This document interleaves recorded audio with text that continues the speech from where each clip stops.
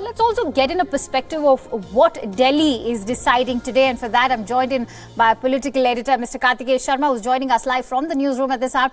Karthikeya, very warm welcome to you. Now, going by the emerging trends, clearly AAP is taking a massive lead. What is it that AAP got right, that the BJP got wrong? Also, Shaheen Bagh's seat seems to be springing a surprise.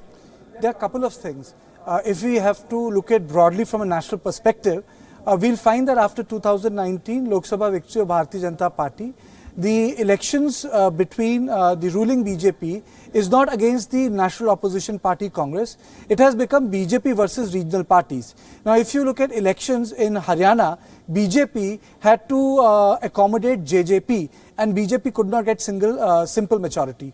Even in Maharashtra, Bhartiya Janata Party was in alliance with Shiv Sena but could not satisfy Shiv Sena. So you have two regional parties like Shiv Sena and NCP with Congress, which is I would say a large national party but in a very reduced form today, forming the government there. Even in Jharkhand elections, you had Bhartiya Janata Party against Hemant Soren's JMM, in which Congress was a junior partner. Even in Delhi, it is Bhartiya Janata Party, Aam Aadmi Party, and versus Aam Aadmi Party, and Congress has not been able to open an account. So it's a clear indication that there is a resurgence of regional parties in India. That's a national trend. Now, when we come to Delhi and say, well, what about specifically Delhi? Well, Aam Aadmi Party has its origins in the anti-corruption movement. Aam Aadmi Party wanted to test national ground. Aam Aadmi Party wanted to test itself in national elections. It failed in 2014. It failed in Punjab. It failed in Maharashtra. So they simply realized that, they have to concentrate in Delhi, and that is why 3 years back Kejriwal apologized to the electorate and said he will remain as the Chief Minister of Delhi. So what happens in Delhi is that Kejriwal, after a long, I would say in context of the elections which have taken, fought on civic issues. He fought on basic issues like primary health, education, electricity, road, delivery mechanism, accidental issues related policies, and he has a broad sweep. But on contrary, what has happened is that the BJP, which has been fighting elections on the basis of nationalism or 370 and very polarizing issue, has been also able to pull itself and come into double-digit number because it only got 3 seats in 2015. So I think there is a multiple message here. There is a multiple message, as you rightly mentioned, and you very rightly pointed out that, the AAP has fought its stuff based on civic issues. Now, would you in any way like to see today's election result as a referendum on the CAA? And how long do you think AAP will be able to piggyback on the freebie culture when Delhi is staring at massive infrastructural issues as well?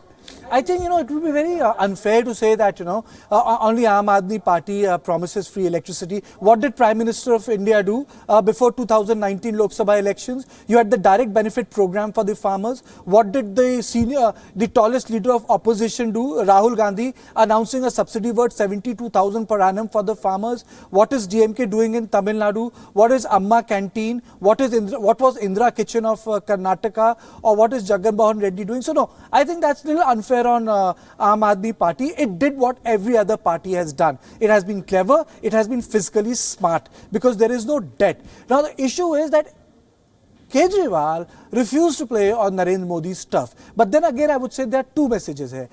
Kejriwal is winning this election because he fought this election on his pitch, which is without getting it polarized, without visiting Shaheen Bagh, reciting a bit of Hanuman Chalisa, saying that he doesn't have a problem. If he would have had police pass, then there wouldn't have been any sit-in at Shaheen Bagh. But there is also another picture.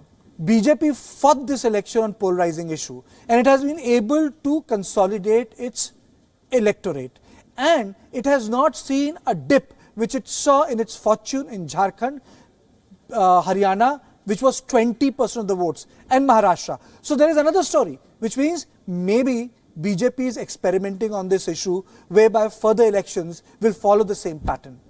Do you really see this as an experiment for BJP, considering they chose a candidate like Manoj Tiwari? Now, do you think that the BJP, who's still dreaming of winning more seats, will actually manage that? Let's look at Karkarduma or even Dwarka. The BJP is leading by Modi campaign, and can the BJP piggyback on the charisma of Modi all the time? there is one important issue here, that the BJP really does not have a chief ministerial candidate. Kiran Bedi was no chief ministerial candidate against Aam Aadmi Party. Right.